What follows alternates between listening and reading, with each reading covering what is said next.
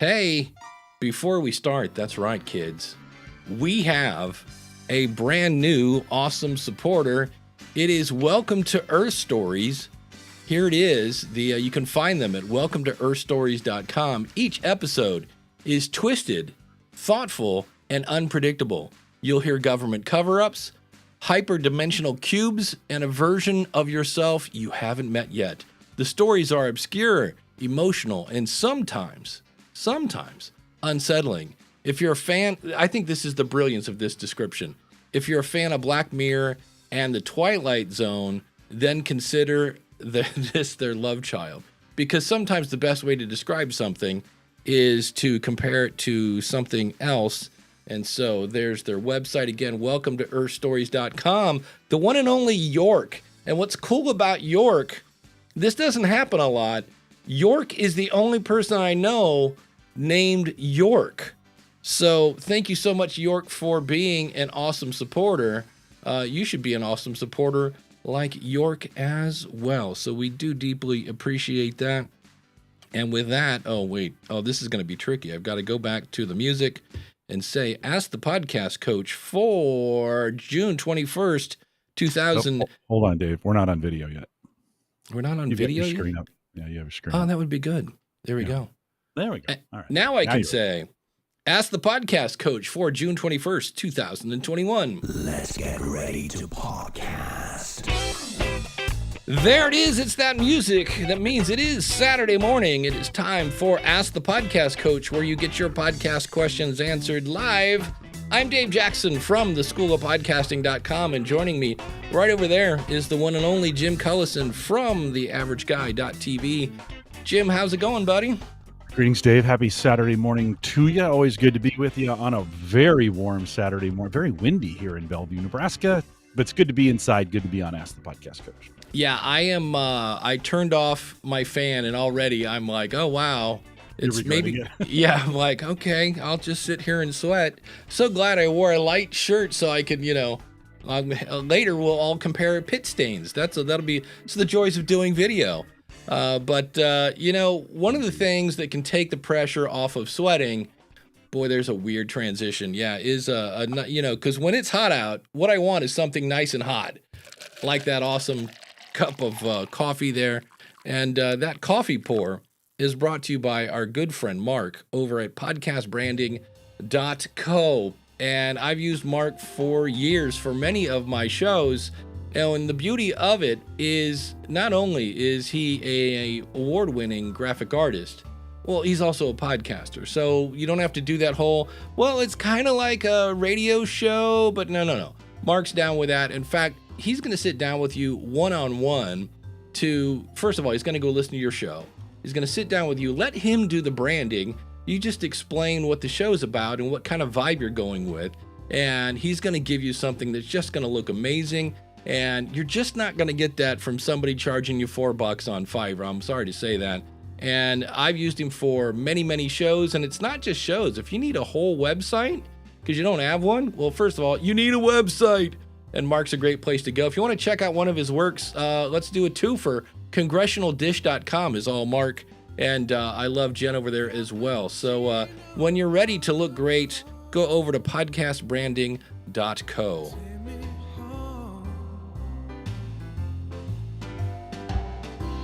And of course, big thanks to our good friend Dan Lefebvre over there, based on a true story podcast.com. I dug back into the archives, kind of based on current political climate and global events of today.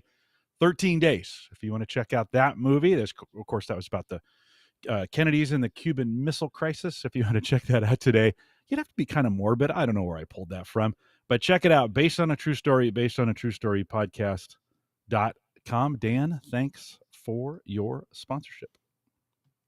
Yeah, it might be the most controversial thing I say all day. Not going to be controversial today. Not going to be. Maybe we will. Maybe we will be.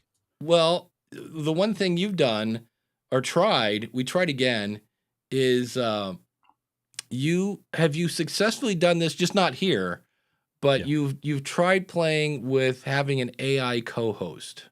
Yeah. And Thursday night, Home Gadget Geeks brought the AI in via all on the Mac, right? So the setup was loop back a separate browser, shared that browser screen, brought it in using Loopback on the Mac, mapped all those things correctly, and in theory it should have worked, and actually it did work. For whatever reason, I had trouble using that method. I had trouble controlling the sound levels, so I was really quiet, the AI was really loud, there was some clipping. I'm sure as I dig into this, it's one of these kinds of things you just got to do it once, because like once you do it once, then you're pretty motivated to get it right the next time, right? So I did a bunch of research done. Anyways, the AI was clipping, and of course I couldn't hear it clipping, so it was clipping on the outgoing end. Every new person that joined was like, "Hey, is that thing's clipping?" I'm like, yeah, no, I know. Sorry, I just can't fix it right now, but I want to keep going. I want to learn some things in this process. So yeah, we got it done. 60 minutes with an AI co-host. 3 different subjects talked about, like, could AI be a co-host for a podcast, and then how can AI make podcasting more efficient?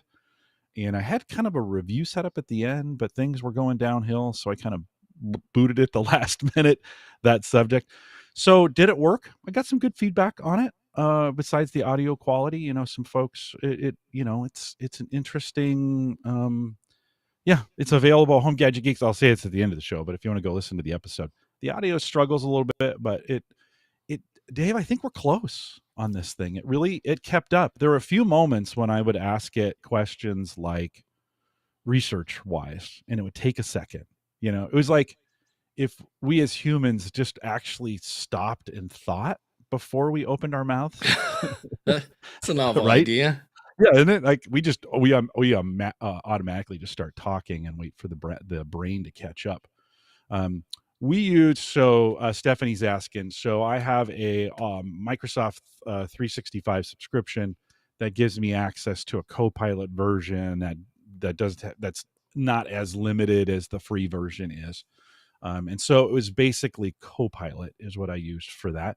I tested it with ChatGPT, so I also wanted to try to do that. I don't have the paid version of ChatGPT, so you only get 10 minutes of their awesome audio. That's not what they call it, but that's kind of what it is. Yeah, if you're not paying for it, you get 10 minutes, which wasn't, the 10 minutes I was on wasn't bad, right? These AIs are getting very conversational, and that's what they're designed for. Like, I mean, that's what they're best at, is having having conversations. One of the things, and I was hoping to do it here, but one of the things that I really want it for is it's literally, okay, you're going to debate with me on this one, but it's literally the smartest person in the room, right? I mean,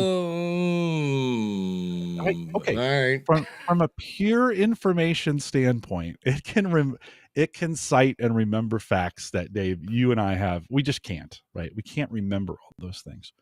From user reviews and things it's got on the internet, it's got all of that stuff. It can bring all of that stuff in.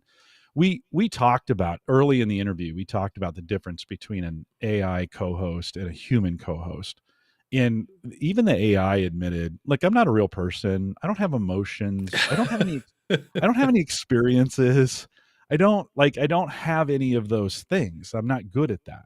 But keeping the conversation going, as an example, you and I could be, sometimes as a host, you're thinking about the next question, but the guest ends they end their whatever they're answering early, and then there's that silence, the silence of death. You're like, what do I say next? You can just say, tell me more about that, and it will go back and give you another rendition that's absolutely different and sometimes better. The AI gets a little bit better the longer you use it. So there is some advantages with an AI co-host, because it'll just, and you can tell it how long to talk for. Like, hey, give me a 5-minute answer on that, would you? So let's try this. So I think this is going to work. Okay. Are you there? Now, I'll be really embarrassed if you get this working and I don't. But I'm cheating. No worries at all. I'm here to help you out. Yeah. What do you need assistance? Sure. Let's tackle it together. What are you trying to get working? Well, what would be the advantage of using an AI for co-hosting a podcast? Using an AI co-host for a podcast can offer several advantages. 1, consistency. An AI can maintain a consistent tone and quality throughout your episodes. 2. Availability. An AI is available 24/7, so you can record or produce content at any time without scheduling conflicts. 3. Cost effective. Using AI can be more affordable than hiring a human co-host or guest speakers. 4. Content ideas. An AI can help generate topic ideas, questions, and even help with script writing. 5. Editing assistance. AI tools can assist with editing, making it easier to produce high-quality audio content. Does that sound like something that could benefit your podcast? Well, what do you think about the statement, if you invite an AI co-host in, they are then the smartest person in the room? That's an interesting perspective. While AI can process vast amounts of information and provide data-driven insights, it doesn't possess human experiences, emotions, or intuition. AI can be a valuable tool and resource, but it's most effective when combined with human creativity and judgment. Think of an AI co-host as a helpful partner that can support and enhance your content, but not replace the unique human touch you bring to your podcast. I think I can mute her. Anything we want to ask her before I let her go? Well, no, I'm good on that. I spent a whole hour with one on Thursday. Thank you so much for your help. You're welcome. If you ever need more assistance or have more questions, feel free to reach out. Have a great day. All right. Yes, it's it much kinda easier if reminds- you have a roadcaster. Yeah, no. Uncle Marv was listening live on Thursday and said, "Do you have a Rodecaster to run that through?" And maybe There you that's go. the right way. Maybe that's the right way to do this for the future. As I think about, I tried running it locally. I got it working last night, working on another computer. So fire the computer up, connect that computer to the software to this. I use Restream, and then share that screen, mute the instance over there, but let the AI push its way through. I have to use a little audio jumper. You got to come out of the microphone and come into the speaker, like a physical cable to make that work. So it's a little geeky on that side of things, but I got it talking. Dave, one of the things, by the way, I do think I think it depends on how we define smart, as is it the smartest Right. person? Like, it knows more than we do. Like, I mean, it can recite facts and it can bring up a lot of different things. Now, does it have that intuition? Does it have that timing? Is it aware of what's going on emotionally with things? Yeah, timing Probably is not a strong suit, because they tend to just keep rambling on, and they also don't need to breathe. So they just keep talking. And here's point number 1226. You're like, You oh, can stop them, geez. though. You can stop them as soon as you interrupt them. They come in. Here's a point that was interesting for me and what I discovered about my own hosting when I was doing this. I struggled to keep listening to it because it didn't have a face, like to look at. I wasn't getting body language. Like, when you and I are talking, I am constantly watching you for feedback. I knew when I said smartest guy in the room, I saw your face react to that, right? I'm like, oh, I got him, right? So I struggled during that process. It's kind of like interviewing someone over the phone, I guess, but even that's a little bit different, right? So I felt like I needed it. There were times I felt myself getting distracted and moving away from the interview because I didn't have a face to look at. I wasn't really engaging with a real person. So yeah, and Tim said, put that back up, Dave, real quick. Yeah, citing facts versus understanding facts. Yeah, no, two for different sure. things. Yeah, no, for sure. And what is truth, right? I mean, that it comes down to that question, right? But for me as a human working with the AI, I found it, even though we had practiced for 2 weeks, this episode might be the most time I've ever spent on a single episode to get ready for this thing. Like, we practiced in the car. I talked to it every night on the way home. We were doing these conversations. But when I got to it and it was live and I didn't have a person on the other end, there were moments I caught myself drifting. So just one of those, again, I say these things to you to just, as you're thinking about this, I think, Dave, there could be a day, it'd be good here, where the AI is just in the background and you could just invoke it to say, hey, who was that person? Hey, like Yeah. Joe Rogan does. Doesn't Rogan do this on his podcast? Jamie, can you look that up? Yeah. That's it. Everybody's going to name their AI person Jamie. Todd the Gator says, I can't relate to an AI robot. I can see turning to AI chatbot during a podcast to settle an argument or verify a fact or a statement, but not as a human connection. Yeah, they are putting faces on them. In fact, I was listening to, I think, No Agenda, and they were talking about how, because, guys are creepy, they're using AI now, and you can have an AI girlfriend, and the one was even jealous. She's like, don't even think about, talking to another AI. And I was like, but I'm going to take we're staying on AI, but I just want to take a tangent for a second, because Kevin on Buzzsprout, they had 10 podcasting tips from 40 years of podcasting. And Kevin was talking about, because we talked a little bit in the past about scripts. And so this is really, I'm bringing this up now because we're talking about relating to people. And hopefully, because I changed channels during this, we'll see what happens here. But this is Kevin talking about reading your podcast versus just doing your podcast. I'm driving down the highway. I can't be reading a book, but I really want to read this book. So it's good in that way. But I don't when I'm listening to an author, because it's so tight and so concise, and they've already done all their editing. So he's saying when somebody writes out their ad, it's tight, it's concise, and you get the information. Pre-recording, but it doesn't feel like something I want to listen to. Books, audiobooks.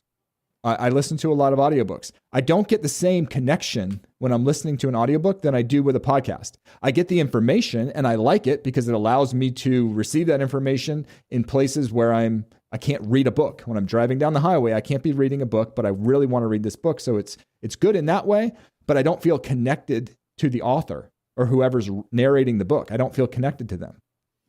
And so I'll stop it there, but later he goes, it's not as real.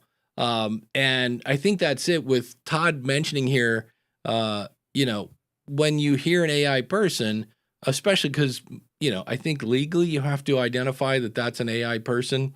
And I don't know, it's going to be a mental thing for people maybe to go, well, that's not real. And so then, like you said, you can't see a face and it's harder to relate with. It didn't laugh at my jokes either. That's the thing. Like, when I'm podcasting with you, right? I would get if I crack a good joke, you'd laugh, we'd have that connection. It's not that aware like that. It's from a conversational standpoint, it spends all of its time making sure it's relevant for the information that you're talking about, right? But it doesn't have sympathy, it doesn't have empathy, it doesn't understand jokes. It tries to tell jokes. And the Mick, my AI guy, he's not very good. I had to tell him, you need to stop telling jokes. Like, your jokes are not very funny. Stop. You know what? He didn't get insulted. That's kind of a plus. That's a plus. They don't. What do you mean? He was like, "Oh, I'll work on it. I'll work on that." No ego. That's nice. It was kind of funny. Like no scheduling conflicts. There were definitely some pluses in there. The one thing that was really, I tried feeding it all the links to all of my past shows so it could learn something about the way I do podcasting. And with AI, the way it is today, I think they're being very guarded with its memory. So they're wiping that out on a fairly regular basis. I think they're also only keeping some topics about you. Certainly with some of the AIs, you can feed it a text file of information, and you could start every conversation with a text file about you that you could upload in there, then things it should know about you, which is kind of handy in that scenario. But there's definitely from a human interaction. I wasn't going at this from a human interaction though, Dave. Right. The goal wasn't to replace a human. The goal was, how could I take the best of AI and make it available for my show? We wanted to talk about what AI was good for, the kind of the mechanics of it and how it works. And then I wanted to try a Gadget review. We never got to the Gadget review. I was a little flustered by that point at the end of the show, and I was just like, I don't want to do this right now. I'm gonna skip it. But in the review area, this is where from a tech gadget podcast standpoint, like to say, hey, I'm looking at buying this and this. Tell me, compare the two from what you know, and then tell me some of the review pros and cons on it, and bring all that stuff back to me. Is it the truth? I don't know. Is it helpful? Yeah, it could be. It could be. Wow. Is that the ghost of Bernie? That's Sanders. Go.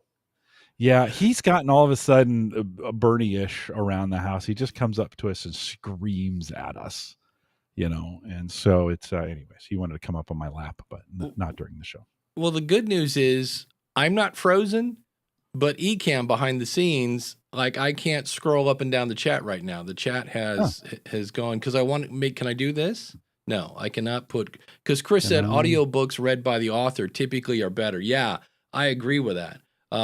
Dave Grohl's autobiography, an amazing book, by the way, is a good example. Geezer Butler from Black Sabbath as well. Yeah, I always kind of I just listened to Dave Barry, who's a humor columnist from many, many moons ago. And he has a book out now called Class Clown. And I'm happy he always reads his own books because he's very sarcastic. And I'm not sure somebody else would get it. Yeah, I'm going to have to play here a bit.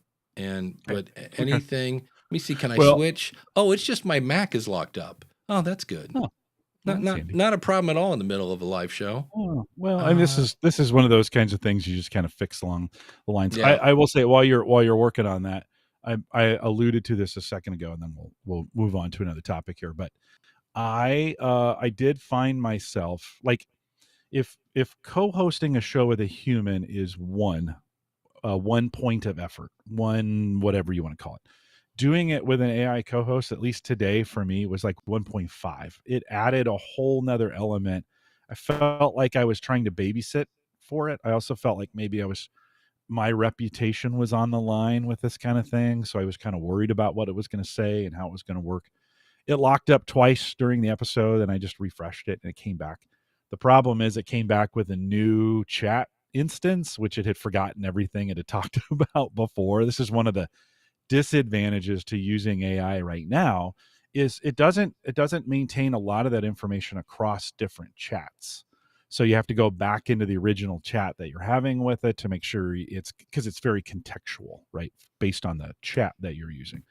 So that again, it's like, it's just me. I'm running the live show. It'd be nice to have a producer in that case, like to be, help running the AI while you're doing all of the things. So it isn't, I mean, for now, I imagine if I did this every week, most of my listeners would stop listening to me. So I won't do it every week, but if I did it every week, I imagine I would get better at it, right? You would figure out how to put things in place and how to make it work. It'd be like anything. So that's, a few things learned. One, struggled to interview it at times just because it was different. Two, it's not less work, it's more. And you got to be ready for it. It's not gonna laugh at your jokes. It's not gonna find humor. It won't even interrupt you for the most part. So you don't get that kind of human interaction. But certainly when you ask it information, it can bring that stuff back. And then three, it takes more attention. For now, maybe I'll get better at it the more I do it. But for now, it's just taking more attention. Super fun though, and I think the future there is listen. Somebody, I think Todd the Gator was talking in chat about taking a whole bunch of information and dumping it like Notebook LLM does this, and then say make a podcast out of those are almost unlistenable. Not I mean, the audio is great and the conversation's good, but you just, I don't know. At times, again, I find myself drifting because I know this is AI. Maybe if I don't know, it's a whole different ball game. So we're trying. If you want to check it out and give me some feedback from a podcasting perspective, it's available right now. Home Gadget Geeks. We have solved the mystery. Yes, and I don't know why, because my magic mouse will move around, but the buttons are not working. And it just so happens that I have a wired mouse still plugged into my Mac. And I was like, wait a minute, we talk about this all the time with troubleshooting. So I went over to my other PC and the mouse wouldn't click on anything. And I was like, that's really weird. And I was like, oh, wait a minute. Because I'm like, what's the one thing that's the same on both these computers? And I was like, oh, it's the mouse. So I grabbed my wired mouse and could instantly scroll. So I was like, how am I going to do a show without being able to read the chat? That would be kind of an issue. So the big question is, now that you've done it once and you've done that episode, are you going to bring Mick back?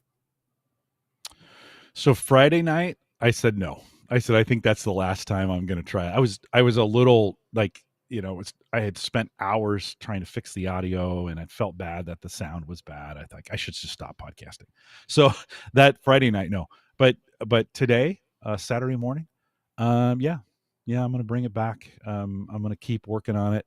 I think the goal will be, what's the perfect podcasting machine for this AI? What's the right way to do it in an easy way that makes sense? And how do I get it? How do I get it more efficient, or how do I get it working so that it's not so much babysitting of the technology? Right? It's only going to get better. So the question, Dave, is how much will I bring it back? I think some of that depends on the feedback that I get from my audience. Gavin Campbell, who sometimes joins us here, he's been on my show a bunch. He sent me a really nice email. He was like, yeah, I know you had some sound problems, but that was really interesting. Thanks for doing that. I had some folks in our Discord group say, I'm super interested in what this could look like. Would I go every week? I don't know. Not yet. But I'll probably maybe bring it in once a month and just keep working on it for a while. Maybe do this for an episode. I love this idea. Danny Brown from Captivate says, I can imagine AI trying to read an erotic fiction book and totally killing the mood the listeners is hoping to experience. That would be different. Then he took off her shirt and imagined her. Yeah, I could see, Well, the inflections are getting much better. One of the things I noticed with Copilot is there's certain topics where all of a sudden the voice went really low and like it started talking like this. And I was like, Mick, why are you changing your tone? He's like, I don't know. And, there's a little bit in the conversation about AI, there's a little bit of this question of Mick or the AI is the created and has no insight on his creator. Like can't see the code, doesn't know how it's put together, doesn't know why it was created in a lot of ways. It's just doing what it's being told to do. And so oftentimes I would ask, hey, you locked up. Why? Why did you lock up? Why did I have to restart you? I don't know. I don't have any, they're not giving it any insight to its stats or the code or what's happening behind the scenes. So it has no awareness of itself from that standpoint, only what it's designed to do, which is to be a language model, from that. So it's created and has no knowledge of its creator, which is very interesting to me. That's very philosophical. It is. And speaking of AI, over in which is weird. Can you see my screen now, Jim? Oh, this is so much fun. Not yet, because all of a sudden, Ecamm. Okay, now when I do this, the AIs are there taking we over. go. Okay, so now when I go to NoteJoy, you cannot see because that's the wrong button. There we go. But now you still can't see it, right? Or can you see? No, I can see it. Yeah. No, okay, good. So Dustin, who's the lead developer guy over at Magi, which is a tool that lets you have ChatGPT and Claude all under one. He says, in case you haven't heard, OpenAI has been mandated by a court of law to retain logs of all prompts and generated messages produced on its platform. So what does that mean? It means OpenAI is required by law to keep record of everything you do in ChatGPT, even if you delete it. Now, what this doesn't mean is that they will be training on that data. You can still opt out of data training on your prompts and messages. Be sure to double check that setting once a week because it's been known to switch on and off without you knowing. Oopsie. Yeah. What this means for Magi users is nothing. OpenAI cannot retain your prompts or generated content that are produced through Magi. You remain 100% in control of your privacy. And I'll put a link to that ruling. But I had not heard about that, with usually anything OpenAI gets lots of news. And this was not the case in this point. So I was like, interesting. I didn't even know that was up for, any kind of debate or discussion or, I hadn't heard of any kind of court case. So I've been messing around with the local LLMs. So I use LM Studio and Olama to mess. Those are both applications you can run locally and download. Usually you have to have fairly fast computer, fairly modern to get this done. But then you can pick and choose the various open source LLMs that are available. Most of them Most of the folks making AIs today have an open source version of it. Don't get me wrong, it is not anywhere close to as good as Copilot or ChatGPT or Gemini or fill in the blank. The online services ones are so much better and offer so many more services. So you're trading off, there's a privacy concern for sure on some of these.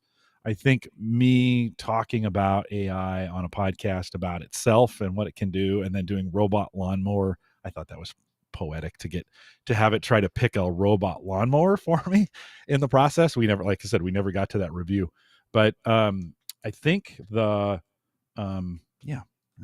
I think that's gonna, I think we've got a lot to talk about when we think about privacy. You've got a lot to talk about on that. Like one of the things I used ChatGPT for was for some investment advice. And then I gave it some information. And the next day I said, do you remember that stuff? He's like, no, I don't remember finances.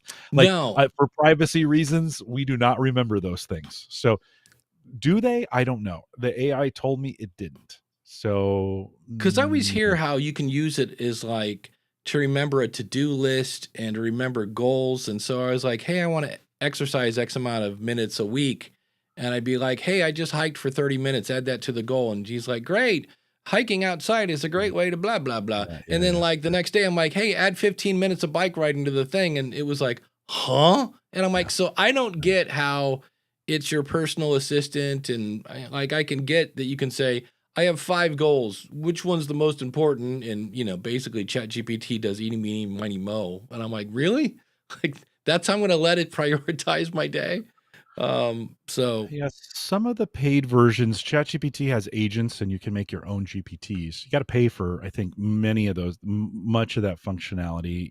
It does have some better memory. Like an agent, I think, has a little bit better memory than just standard GPT. So there's new things coming. I mean, for podcasting, memory is the key on this thing. Like, it's a parlor trick to bring the AI in and say, hey, give me 5 facts about the Eiffel Tower, right? Okay, that's a little bit of a parlor trick, so to speak. And it's fun and it's interesting for about 10 seconds and then you're kind of done with it. But an agent or AI that I could load all my back episodes in and have some context around me and what I've said in the past and be able to recall some things that we've talked about and be able to talk about my guests in the past intelligently, okay, all of a sudden that starts making a little more sense, right? All of a sudden the context value starts going up on some of those. And so today the memory is fairly limited. So we're still kind of in the gadgetry or in the smoke and mirrors part of AI. I mean, it's still crazy good for some things, right? But I think as the memory increases and it figures some stuff out. Listen, we're in a spot with AI. Sorry, I'm talking so much, but we're in a spot with AI where it's cheap now. For most people, it's cheap. There's either free or it's like $20. This stuff's incredibly expensive, and if they don't figure out how to make it cheaper, quick. Oh yeah, some of these folks. Now, the good news is, and maybe this is the definition of trickle down economics. The big companies that have all this money, they're the ones shelling out for it right now. Microsoft is making 50s and 70s billion-dollar investments a quarter on AI, right? For equipment and paying people to man these data centers and all these things, right?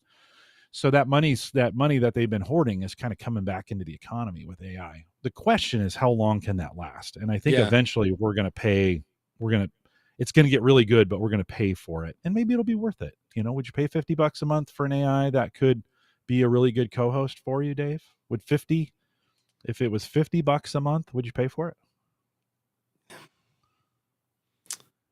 It depends on it's that, like, I remember once I had a really bad headache and I stopped in a drugstore that was going out of business. No, wait a minute. Anyway, wherever it was at, their aspirin was really expensive. And I was like, I don't care. I need this headache to go away. So it depends on what problem it's solving. Dan has a great point. He goes, I wonder what will happen when there's less new documentation made because people rely on AI. But AI needs that documentation to answer the latest things. What will happen? The No Agenda Show is having a problem with this right now because they have a whole thing where their audience puts in artwork for the episode. It's kind of a contest. and it kind of drives me nuts because I'm listening to that show, I'm not watching it, but they will talk about like the top 5 people that sent in artwork, which I always want to go, I can't see this, but I guess if I had a new podcast app and I was watching and didn't have my phone in my pocket, but nonetheless, and they're saying all the artwork is starting to look exactly the same because everybody's using the same AI tools, and AI is then training on this artwork, which then when you say give me artwork, it's like here this, and you go, it looks just like the last thing. And I'm like, yeah, that's the beauty of being human. We're creative and we can think outside the box, and so it's going to be, again, coming down maybe to who can prompt. Daniel says no. The no agenda AI problem is false because Adam, unfortunately, isn't understanding the AI. Well, there you go. There's that part too. Well, but your point is correct, I think, Dave. Your point is correct in that say we're into Dan's, point about if we're using AI to create all new content, does it start getting washed, so to speak, right? Do we lose some of that creativity of the information that's in there? Dan's supposition in his question is that we stopped making things, and that could be true as well, right? Why would I create a new thing when it's already creatable in the AI space? In other words, why would I write a blog about something that's factual and not true or false, but factual in the sense about something, when I can just say, AI, write this, and the AI writes the article for me? Now, does it lose an element of human creativity in that point? Does it get homogenized in the process of doing that? When all data becomes the same data, when we're all getting it from the same source, do we lose that creativity bit that is in there? And I think that's the homogenization of that art, I think, is what you're talking about, where it all just kind of becomes, anything creative in it gets wiped out, and it all just becomes the same thing. I forget what I was using, whichever one it was, and I was like, hey, write me blah, blah, blah. I don't remember what I was writing. But anyway, it gave me something, and I was like, yeah, I'm not using that. And so I kind of wrote my own and hit send. And then I went into, I think it was Buffer or something, to send a tweet. And it was like, hey, do you want me to help you write this? And I was like, sure. So I clicked this. It gave me almost word for word the exact same slop I had just said, no, I'm not using that, in the previous ChatGPT, and again, whatever AI tool I was using. So I rewrote the tweet because I'm like, I'm not using that, hit send. Went to something else that has, because now it's like, look, it's a water bottle, new, with AI. Everything has AI in it now. And it was like, hey, do you want some help with this? And I'm like, sure, go ahead. And it gave me, again, almost the exact same thing. And I'm like, I think they're all using the same back end, and I'm getting the same not very good answer over and over and over. So I wonder about that. And that's why I'm always like, people that are using ChatGPT to write scripts, I'm like, I'm not sure about that, because everybody else, you take somebody else who's writing the same episode, you guys are going to sound potentially a lot alike. Yeah, it could be very, very. Yeah. It could. Well, okay, not to let humans off the hook, but right. Our friend who was on fire created a lot of copycat podcasts from humans that sounded, looked, functioned exactly the same for a while, right? Yeah, okay, they had maybe different topics and stuff, and it's kind of tongue in cheek. But we do this. Listen, humans do this too, right? We find something that works, and then we all copy it, right? I mean, certainly in the there has not been, I shouldn't say it this way, there has been very few original thoughts in podcasting lately, because we all fall into the same kind of patterns, right? In fact, the podcast gurus force us into patterns that say, hey, if you're going to be successful, you got to do all these same things, and we all recommend the same things, and then we all start doing the same things, and the creativity in the space gets lost. And so don't think this was that AI originally came up with this idea. Humans were doing it long before AI did. We just have to be careful to continue to think originally and come up with new and creative ideas, and allow those still to be very influential in the space. So we got a challenge there. Humans do the same thing. And speaking of AI, Craig Van Slyke from AI Goes to College at aigoestocollege.com. It's even more of a problem since the models are being trained on synthetic data that the models create. So regression to some sort of mean. Yeah, it's it's eating itself in a way. So and then Craig from the Ingleus podcast, is it cool that the private companies control AI without any government oversight? And I hate to even mention the word government, but I know there's in the big beautiful bill, there's like and I shouldn't even know, but here's the thing. I'm going to do what I hate to hear on a podcast. I'm not really sure what I'm talking about, but I'm going to say something anyway. But I know something in this bill, there's some sort of like, they can't legislate AI for 10 years. And then some government person said, oh, if I'd known that was in the bill, I wouldn't have voted on it. And I was like, did you just admit that you voted on something you didn't read? Daniel says, yes, AI model collapse is true. But what I've heard some people say is that AI images are starting to use the same style, but that's not being retained on themselves or retrained on themselves yet. Yeah. And then he continues on. People are replicating the same styles with their prompts and model settings, like the Japanese anime style that got famous. Yeah, it is. And I see this a lot on Facebook.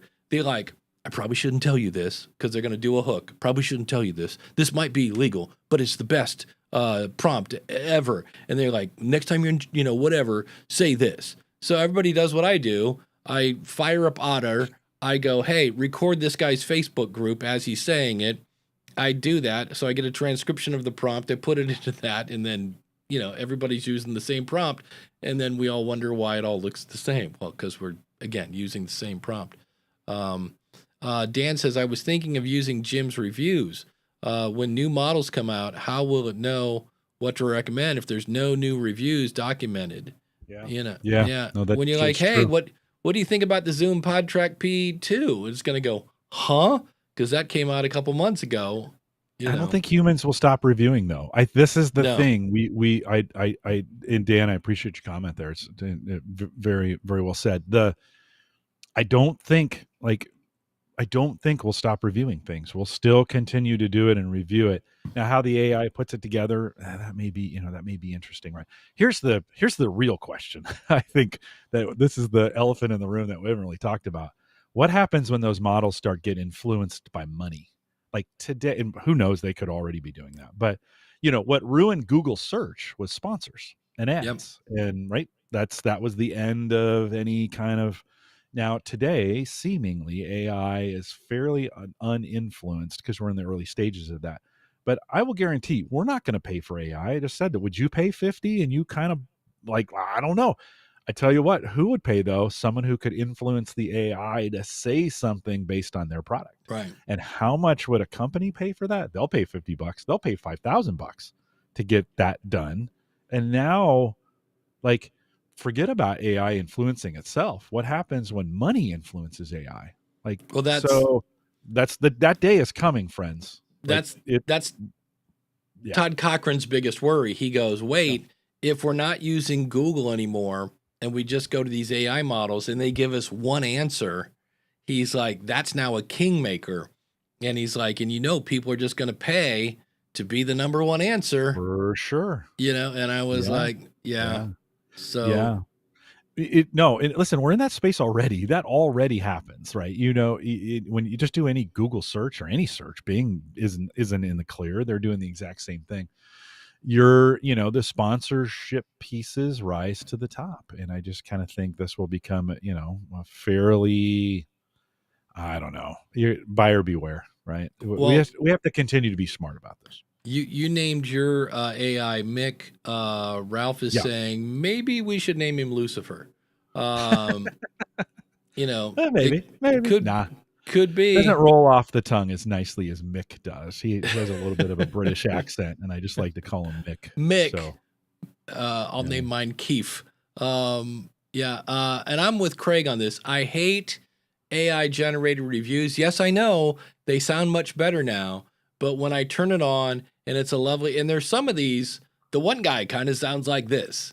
the M1 X50 is the number one thing that goes like this. And look at this as we zoom in on the pictures from Amazon. And now here's another one where we're going to pan left to right. It's the best one in the world. You should buy it now. And I'm like, okay. I'm like, it's that guy again, and I'm like, the minute I know it's not a real, I want somebody going, hey, here, let's do one, shall we? Where'd I move it to? Oh, this thing. I think it's called Zippy. Oh, hold on. Well, first of all, I got this thing. It's a little thing you put on your phone that I had literally right in front. Oh, here it is. Check this thing out. So the goal is I'm going to, it's basically, of course, because like everything else, you power it up, and then I put this on in a little LED screen so that if I want to do selfies, right? So you got your good camera on the back of your camera, but you can't see what's on the back because the camera's on the front. So you put this thing on, and now I hit a couple buttons and I can take my phone screen and blast it on this LED screen. So now I can see myself. And if you want to, you can get the pack that comes with a little ring. So now you've got your LED thing. So you've got that going on. And then, nice. And then if you want, how do I turn this off? And then what I was really surprised with, and I bought it anyway. I was like, this is going to be crap. But it comes with a tripod. And so this thing flips up, right? And now in theory, I've put a metal thing on this so I could, stick it to the, magnet on here. But this is you push a button on the bottom of it and it kind of pops out.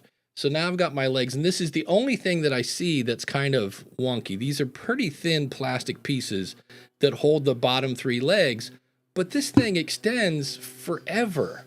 Like I could have this be 5 feet tall if I wanted to. It's amazing, but and it's aluminum, so it's not plastic.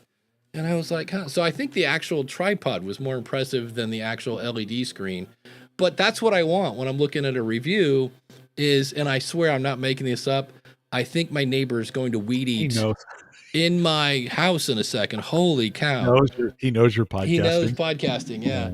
And but that's the kind of review I want. I want somebody holding the product going, I want a Tom Buck review is what I want, or a Bandrew Scott, or somebody who's showing me, yes, I use the product, and it's even better if they didn't buy it or they disclose it or whatever. But listen, we're silly if we think AI is the first to influence in this way. So we'll call it HI, right? Human intelligence. Your favorite podcaster is already biased by his opinions and is already giving you reviews that are sponsored, and they'll say, oh no, I bought this myself. Okay, well maybe that's a little less, but if it's provided for them, I mean, come on, like the HI stuff that's going on right now in this space with these reviews and some of these things is questionable, right? I mean, yeah. So let's be careful. I'm not saying AI is better and it's going to be more fair or it's going to be whatever, but the HI stuff that's going on, friends, we're not really good at this either. We kind of we dupe ourselves. We do things with bad intention. We say things we shouldn't say. We try to get everybody influenced in the same direction. So watch out. Not only watch out for the AI, watch out for the HI. That I just made that up today. There you go. It could be worse. And Craig, just made a really good point as opposed, because this was I think $100 for the, I'm trying to mute, but I can't mute because I'm talking now. Oh my God. Throw something at him, would you? Yeah. He's 80. This is what he does every 10 minutes. Like his life is wake up, mow the lawn, and then go eat lunch, and then, mow the lawn again. But anyway, he says, you could have also just bought a shiny mirror case that reflects your face on the back of the phone. And I'm like, you know what? I didn't even think about that, because they make those little hand mirrors to put makeup on or whatever. I'm like, just, tape that to the back of your phone and you can see yourself. Now you can't see if you're in frame or not, but you get the idea. So, I believe, because Ralph is saying, what is the product name? And this is one of the things I was scrambling to go find. I will put a link in the show notes. I want to say Snap Ring or something Snap. Maybe later I'll see if I can't find it in my email. but it's pretty my goal is to have, because I dug out my iPhone 5, and I'm gonna use it, I think, that way I can just have it set up, and because I don't think that I'll have to look at the camera, but I was like, if I could just record a quick thought and then airdrop it to my Mac, throw it on YouTube, I could make selfies, like, just, you get that idea and put it out. So there you go. Dan says humans don't trust humans like they tend to trust AI answers, though. That's true, kind of. I think it's worse. I think actually people trust people more. And now we that just you think about it, along with it. Dan, I understand your point too. I mean, there's always two sides to this, right? And both those statements are true in a lot of ways. I mean, yeah, we do. I think. Listen, all you guys are very untrusting of AI. So yeah. right now that goes the other way. I love the dialogue that we're having on this, though, and I think it requires a lot of thought on our part, right? And continue to think about it. Continue to debate it. Continue to be suspicious of it. Continue to be, just have good thoughts about it. Make sure you keep thinking about it both ways. Yeah, he's finally done, I think. Of course, now. Goodness. Boy, I typed that was in a leaf blower, right? That was a leaf blower. That was a leaf blower, yeah. Yeah. And it's like, geez. Bad review for a steel leaf blower. Don't play it while you're podcasting. Well, and I'm like, how many leaves do you have? It's like there's not even any leaves on the tree yet. Had he mowed earlier? He was just blowing the grass off this. I guess, yeah. Snapylense is what that thing is called. I'm assuming at snapylense.com. But yeah, the actual Snapylense is $80. It comes with a Bluetooth remote, so I can start and stop so it was, like I say, the thing that was most impressive to me was the tripod. I was like, I really expected, because I saw the picture and I was like, oh, that's going to be plastic and break in 2 seconds. But it actually, stunk around. So I was like, who knew? So, well, I'll tell you what, this would be a good time to talk about some other things that are really cool, which of course is our awesome supporters. If you would like to be an awesome supporter like our buddy York over at welcometoearthstories.com, let me pull up that website again. You got to check it out. Sci-fi stories to move the soul. So York, thank you for becoming a brand new awesome supporter. We deeply appreciate that.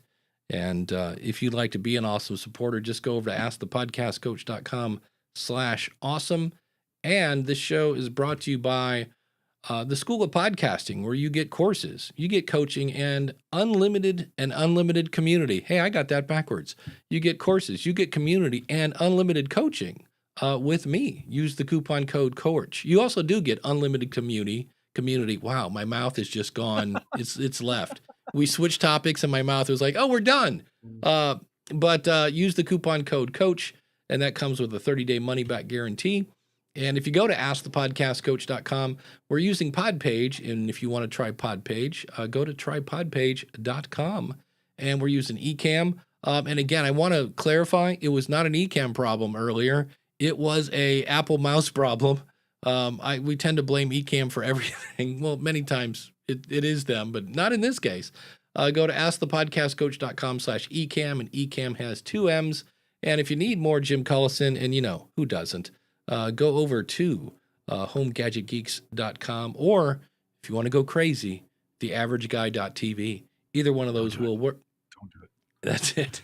And it's time for our awesome supporter of the week. Who will it be?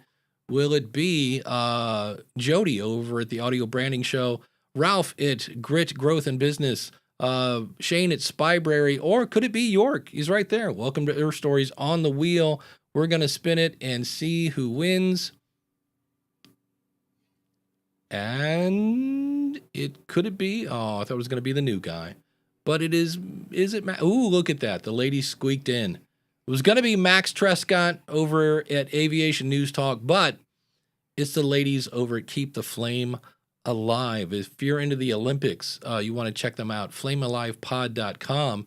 And boy, speaking of lady sports, did you see the NBA where they're just beating the snot out of Caitlin Clark? And the team started just dragging each other up and down. Like literally, this lady went up for a layup, and the other team member literally just tackled her. And I was like, well, this will make me watch women's basketball. So that was kind of fun. But thanks all you people for being an awesome supporter. We do deeply appreciate that. And if this show is saving you time or money, or I don't know, we saved you a headache or two, or if we're keeping you educated because you're like, I didn't know that about AI court thing. Well, then maybe you can come over to askthepodcastcoach.com/awesome and become an awesome supporter today. So here's a fun question that I just wanted to throw up. It's an oldie but a goodie. And that is, I see this a lot. So this was somebody in the podcasting Reddit. Hey guys, new here. I wonder how to start a podcast. Got the ideas and the theme ready. I fear it might go wrong, but am I worrying too much? And my answer was, yes, you're worrying too much, because so many people go, well, what if it goes wrong? Well, can we define wrong for a second? Wrong would be, I thought I was going to get 30 downloads and instead I got 12. Okay. Is that going to leave a scar? Maybe mentally, I don't know. But I was like, we always have the joke of nobody's going to punch you in the face. But I'm like, oh, it started slower than you thought. Kind of like maybe when you try to ride a bike, or when you try to shoot a basket, or like everybody was like, well, what if it goes wrong? And I'm always like, what if it goes right? Like, it might go right. There is a show about somebody tried to kill somebody with mushrooms. And because I was asking this question, like, somebody stumped me. Because they were kind of the whole, audio podcast.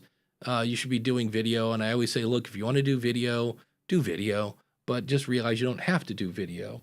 And so I was thinking of shows that are audio only and that have been successful. And I was like, well, Mark Maron, Dan Carlin's Hardcore History, Serial, blah, blah, blah. And they all went, yeah, those are all started like, 2020, if not earlier than that. Do you have anything that was started after the pandemic? And I went, And so I asked James Cridlin, and he actually mentions this show. I've never heard of it, but I guess it's, shocking, true crime. But here he's talking about this. One of the types of podcasts that I don't really enjoy. That's not it. That's are Kevin podcasts again. where people write the whole. Stop it. But I'm looking at James. Oh, that's in. Oh, here's a cool thing of Pocket Cast. It remembers the last episode you were on. So it's still playing my Buzzsprout thing. So now, do I have to play episode? Thing anyway. Okay, so now I can play James's bookmark. Interesting. But the highest ever, which is 7 million. Okay. And there's if you ever hear people saying that you can't launch a new show in this day and age, then they're wrong, because Mushroom Case Daily from the ABC, although it's actually been going for a year, it hit number 5 last month, up from 180 something or other, with more than 3.3 million downloads in the month. It's covering. There's a case going on at the moment, which, because for rather complicated technical reasons, this podcast is an Australian podcast. I have to be very careful what I say, but it's a continuing case of somebody called Erin Patterson who says she's innocent of killing family members with poisonous mushrooms. And that's all that I can really say on that. But Mushroom Case Daily is really interesting, and that's a real hit.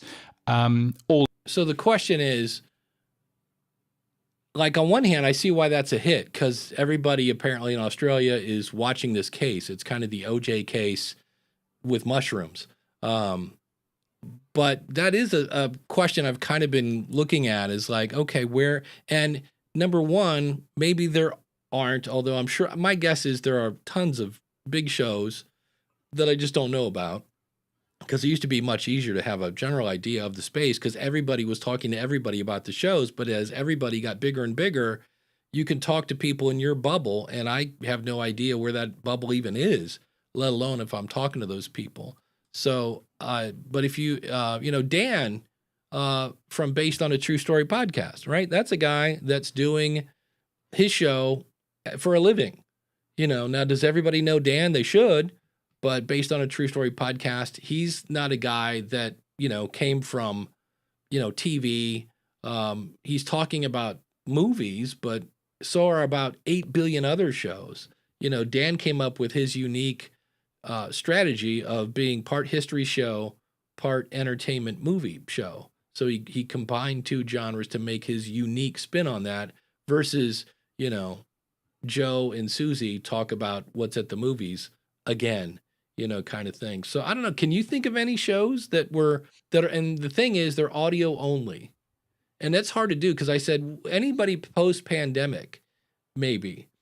And I was like, and that's why I was like, I don't listen to true crime. I'm sure there's a popular true crime. So apparently this mushroom thing would be one. But maybe it's not that there aren't these giant shows anymore, but there are shows like Dan that are big enough, right, to, support yourself, or at least bring in enough money, a little more than Mountain Dew money, that are just audio only. And I'm like, maybe it's just the fact that YouTube is really been so successful with convincing everyone that you must have video, that maybe people aren't starting audio only podcasts. And if they are, like you said, maybe they're just doing what everybody else is doing. I don't know. Can you think of any? No, but I'm not a good source for that. I don't track it. I don't follow those things that closely. I think it kind of depends on what you want to do. If you don't want to make video, there's a lot of work to making the video. Listen, the only reason this show is on YouTube is because you don't have to do a bunch of video edits to get it done, right? You take the end and the beginning and the end off, and you just push it to YouTube, right? The audience for us, they like to come on Saturday mornings and watch it. I'm assuming I don't know if you're streaming just audio live anywhere, right? It's just no, on YouTube, we used right? to in the past, but yeah, I did too. Nobody listened to it. We had one. Okay. You always got the one, right? You always have one. The wrestling guy starts with Brian. a J. Jason. Yeah. So Jason Bryan. yeah, thank you. So there's different forms the way people like to consume the content. I have a bunch of DIYers. I wouldn't want to listen to that in a podcast form. I want to watch it. Yeah. But all my tech shows that I watch, I don't like. I watch Windows Weekly, one of Leo Laporte's. I don't ever watch that on YouTube. That's not the way I want to consume that. I want to consume it. I consume it. It's better in the car, right? For me, anyways, it's better in the car. So I think it really isn't, I think we need to stop with the video hate. There's just a lot of video hate going on right now. It's like, if you want to make video, make video. Right. You have the avenue to do it. If the love of your craft compels you to make it, put it on YouTube, and you put it on YouTube, awesome, or wherever you decide to put it, right? If you want to just go audio only, just go audio only. I think we just do it. It both work. Yeah. They're both fine. Yeah. It's not Java and .NET. It's not Apple and Microsoft. It doesn't have to be a battle between the two. They just both have their place. That would be another one. But again, Gary's been doing it longer, would be Everything, Everywhere Daily. And he's getting 1 million downloads a month, but he didn't start. And maybe that's it. I mean, that's only 5 years, but I get your point. Ralph makes a point. There are a bunch of them on Amazon. Most of those are celebrities. Like, what's the one with Jason Bateman and Somebody recommended that to me the other day. Like, Smartless. Yeah. Yes. I've heard it, and I've listened to 2 episodes and couldn't get through, I barely listened to the one with Bono because it just took him forever to get to Bono, and a lot of inside jokes, like a ton of inside jokes that I was like, really? And I'm sure if I listen long enough, those inside jokes would be hilarious. Yeah. But it's interesting to a lot of people, just maybe not you. That's the thing. There's a lot of I have not listened to 1 second of Serial. Not 1 second. I've never, or not interested in true crime. I don't like true crime. I don't even like crime. Let's just go on the record as saying I don't like crime. Yeah, me neither. So. Typically, especially if it's happening against me, like, you know what I mean? Somebody's mugging me. I'm usually like, ooh, this is going to make me famous. Everybody was like, have you listened to Serial? When Serial first came out, and I'd been podcasting for 3 or 4 years ago by that point. And everybody's like, Ed Gallup coming up to me. Have you listened to Serial? I'm like, no, it's the greatest. I'm like, no, I appreciate that. Yeah. Like, okay, you do you.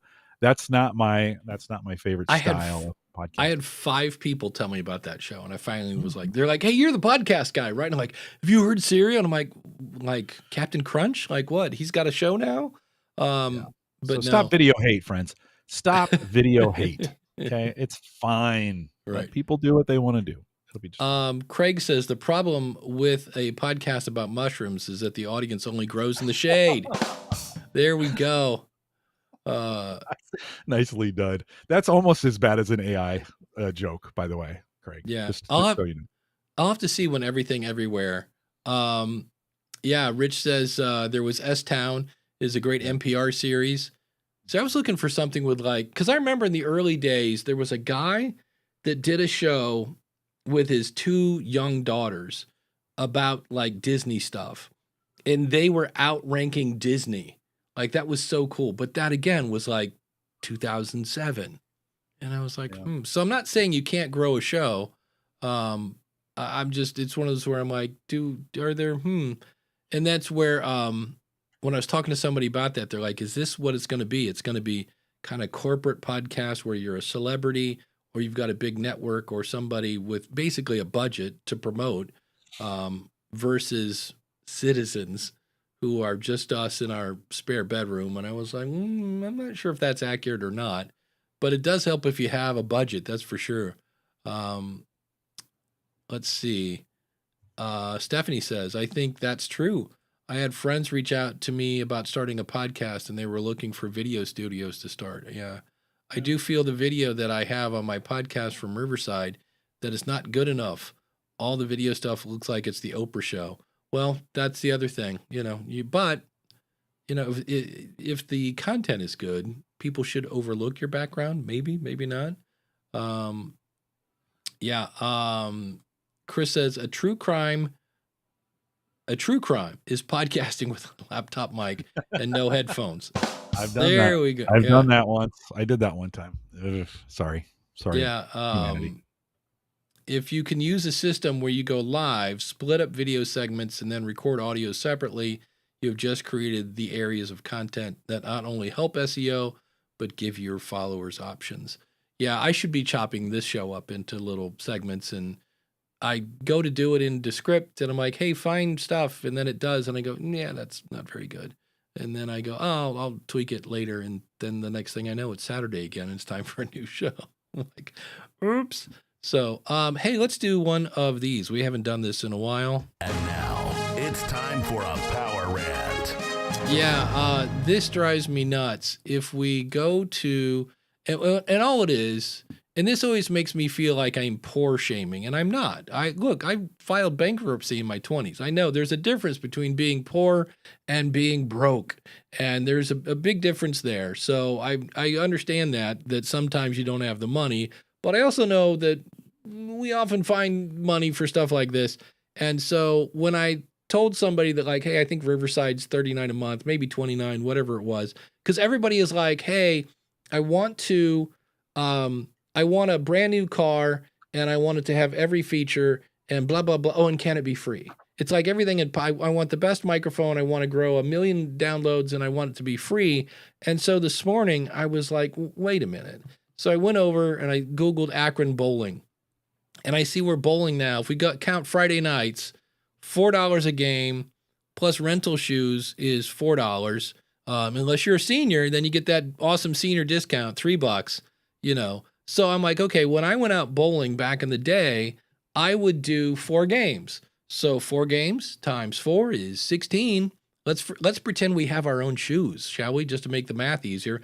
That's $64. If you're in a league, that's $64 a month because it's 16 this week, 16. And that's not counting the Coke and the bad hot dog that you got from the snack stand. So people spend $64 at least bowling. And I'm like, and then it's like, well, yeah, but if I want separate tracks on Clean Feed, it's $19. I'm like, yeah, it's a service. And Daniel J. Lewis did a great thing he has an episode out now about 15 lessons from 15 years of podcasting. And he was talking about how he was trying to get his monitor to look a certain way, and he was tweaking it and, different that and digging into the system settings and blah, blah. He's like spending half the day like, still not right, can't get it, really wants his monitor to do this. It's so funny because Daniel's like, he goes, I found out there's an app for $4. And he goes, $4? It's like, he goes, I could have just spent $4. He said it was more clicks to buy the app than it was to actually use it. He goes, it was 2 clicks once you bought the app. And so I'm just, look, I understand that money is tight and things like that, but there are times when, and I think, I know it might be a personality trait of male podcasters. There are times when I'm like, no, I know I can make this work. I'm just going to try. Jim, you kind of did that this morning with the AI thing when we're trying to get it work here. Yeah. Wait, I'm just going to try one more thing. Well, I'm just going to, and I've done that where it's like, wait, maybe, and sometimes it's just easier to spend the $4, Now, I will say Riverside must have just added a new feature, because this morning there was a little more taller wave of what is wrong with Riverside, and then I saw somebody else saying something about, I don't know why we can't get remote recording like rock solid unless it's StreamYard, right? Did we ever have a problem with StreamYard? I don't think we did. No, I still use it. It works well. It works, yeah. So that's one that's pretty much, and I've never had, I think I've had one problem with Squadcast, but I'm not recording video. But it's just kind of, I don't know. When I see people like, I want this and I want that and this and that, and then, oh, by the way, can we do it for free? And I'm like, okay, I get it. We want to do it cheap, but like, sometimes, the money is worth the headache you're avoiding, so keep that in mind. I do to be compassionate to those folks.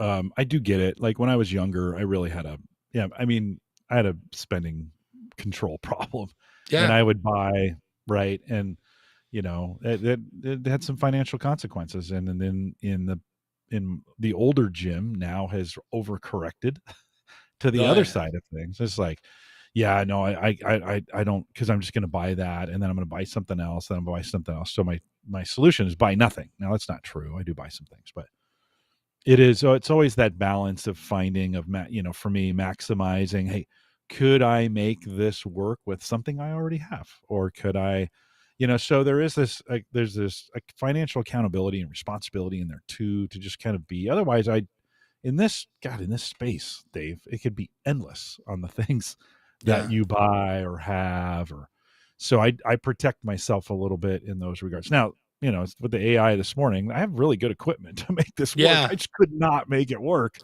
in this in this setting. I'm excited about working on it to continue to see if I can come up with a great way to build the box that works for it consistently, and we'll get better at it as we do. So anyways, some compassion for those friends. I've been there. I made some really poor financial decisions when I was younger, and now I'm scarred. So if you're that way, I understand.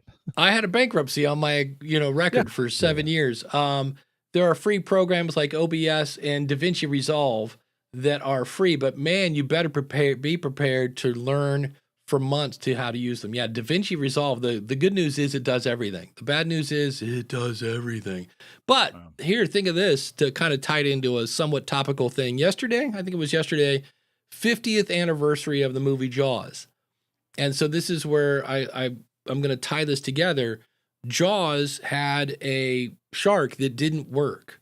They didn't realize that once you put this mechanical shark in salt water, oopsie, it's going to ruin all the electronics and everything else.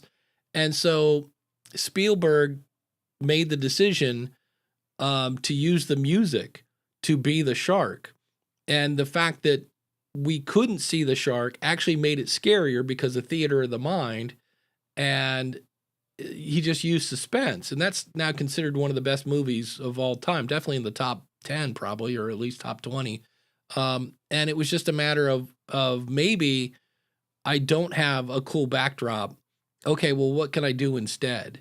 And that's where instead of buying a bunch of lights or something, you go buy, I remember when I was in my apartment, it's somewhere in here, I had a backdrop that had the School of Podcasting logo that cost me maybe $25, that I then Velcroed to the wall. There may be ways you don't have the big, bright, shiny thing, but maybe you get by with a Samson Q2U instead of the Joe Rogan $400, Shure SM7B Plus or whatever it is, that whole 9 yards. So you may be able to be creative and come across with something that actually works and actually is better. I mean, Tony Iommi is the guitar player of Black Sabbath.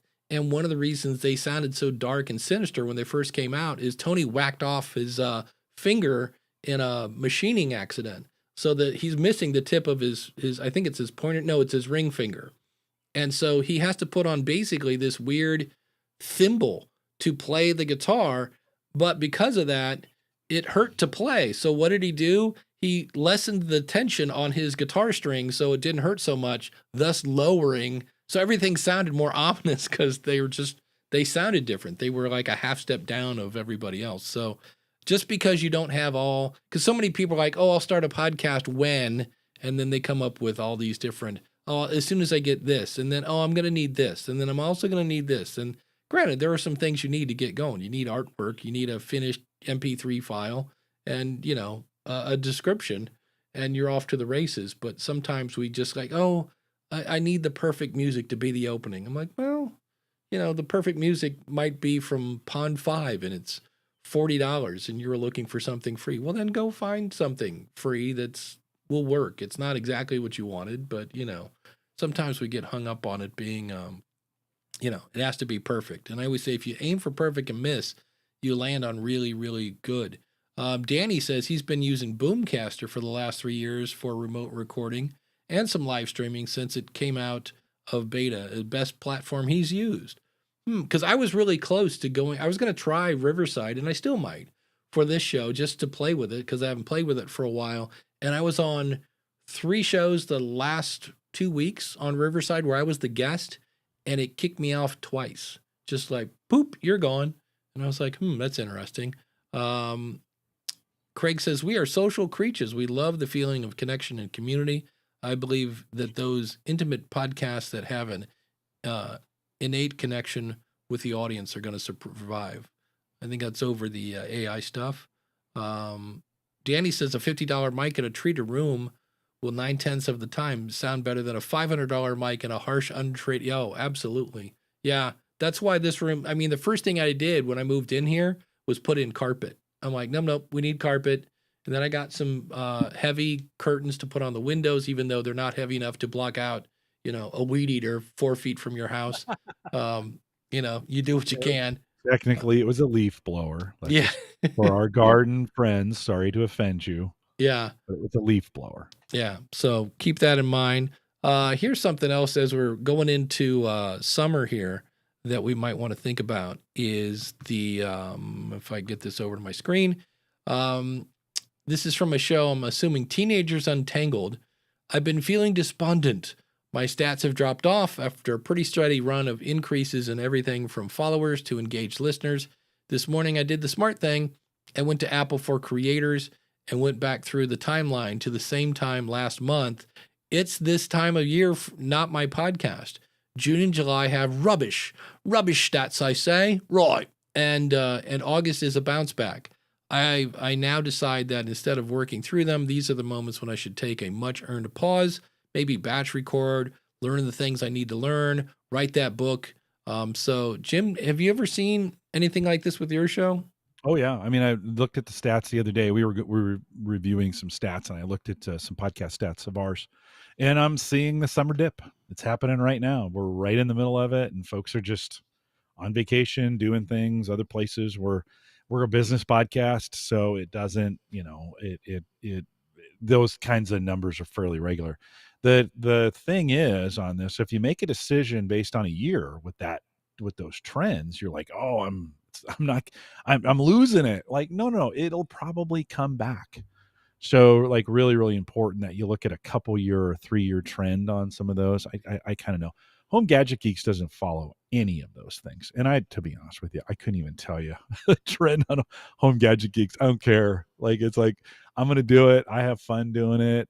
It's a good time. We goof. Well, Thursday night wasn't very much fun, but we have fun doing it. And I just don't care. So I definitely see the summer slump But eventually, I mean, Dave, I think sometimes we lose interest in our own stuff, and then the content isn't very good, and then the numbers start to slip. And that's where I really think, you just kind of evaluate that, like, hey, have I done this long enough? And if the answer is yes, do something different. It's okay. We're not going to judge you. Well, some people will. We're not going to judge you if you decide to do something different. It's fine. Podcasts can end. It's okay. That happens. It's fine. Yeah. You have my permission. Well, that's a good point, though, because there are times like today, I'm going to go mow my lawn.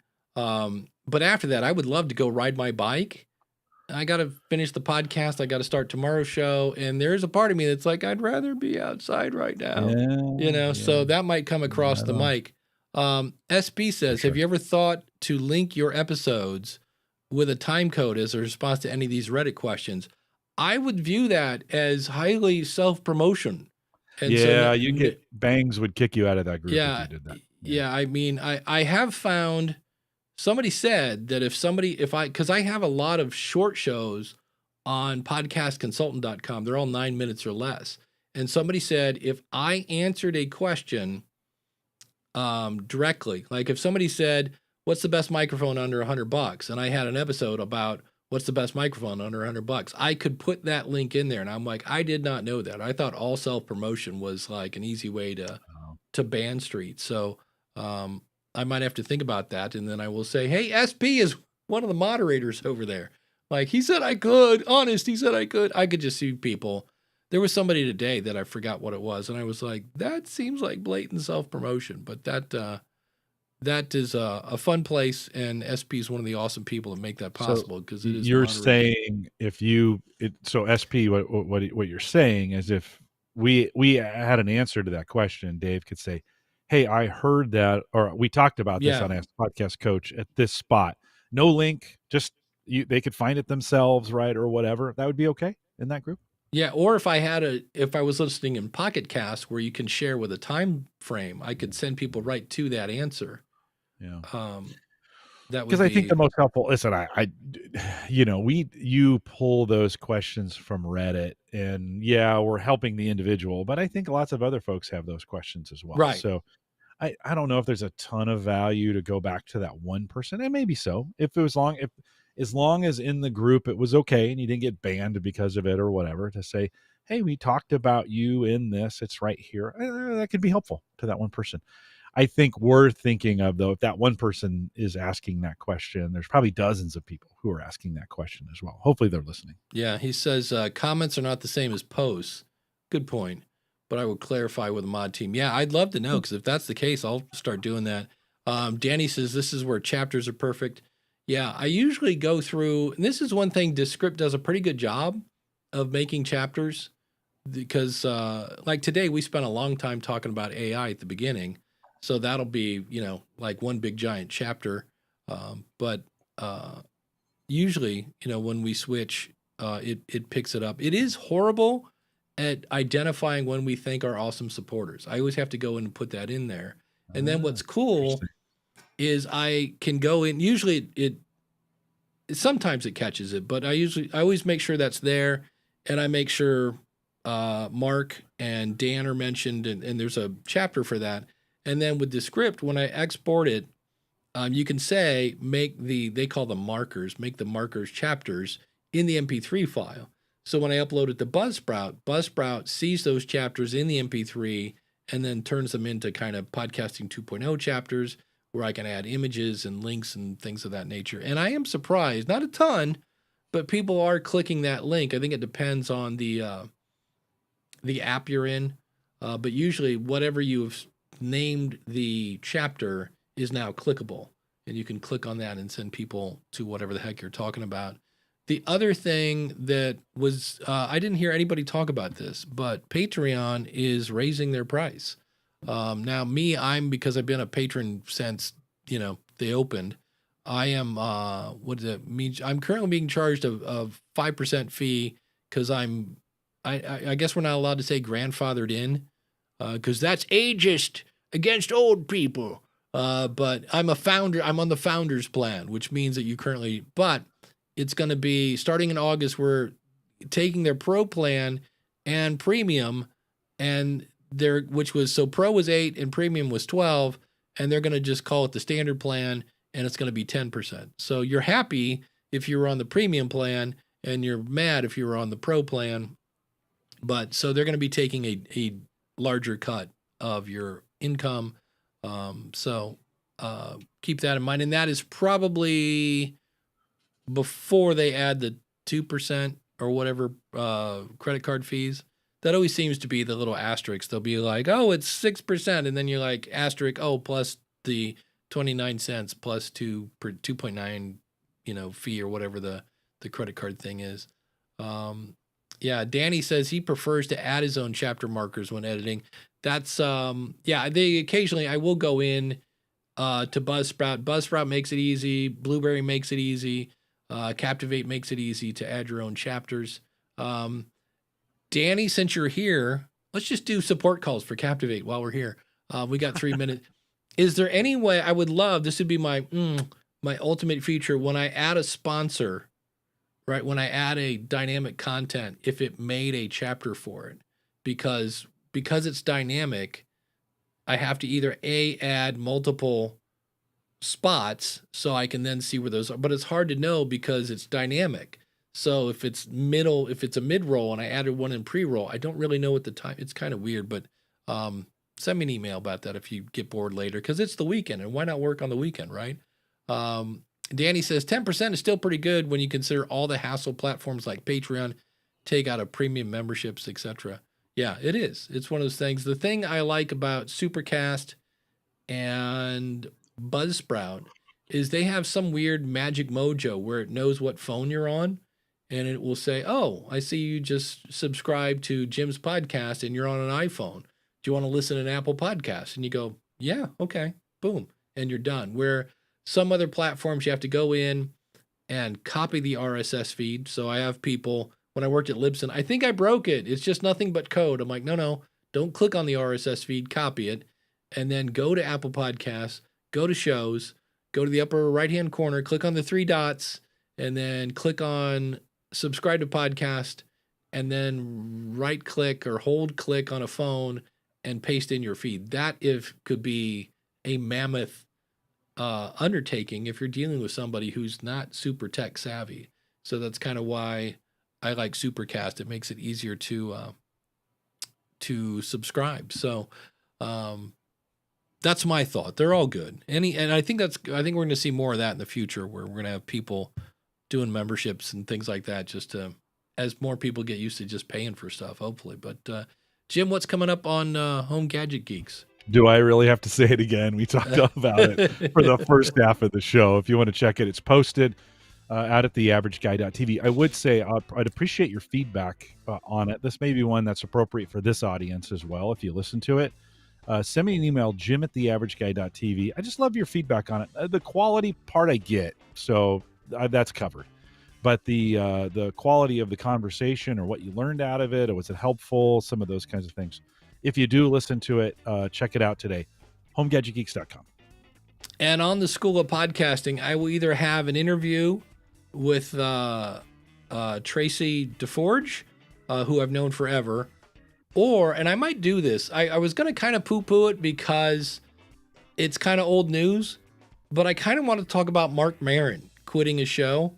I was going to do that, and then it was like the question of the month, and I was like, yeah, but that's still a good topic, and there's a lot of things to learn there about that. And I might do that because I just think there's a lot of low-hanging podcast lessons to learn there. And the fact that, oh, great. Apparently there's more leaves to blow. I'm here to tell you. It's crazy. I don't wish anyone to die ever, but, can't you sleep in on Saturdays? Sleep in is better. Yeah, exactly. So that's what's coming up on the School of Podcasting. So thanks to Dan and Mark for your sponsorship. Thank you to the awesome people in the chat room. We got 8 thumbs up so far. And nice. Thanks for that. And of course, if you are watching live, we have 43 live. That's pretty good. That's really good. So we'll take that. So we will see you next week with another episode of Ask the Podcast Coach.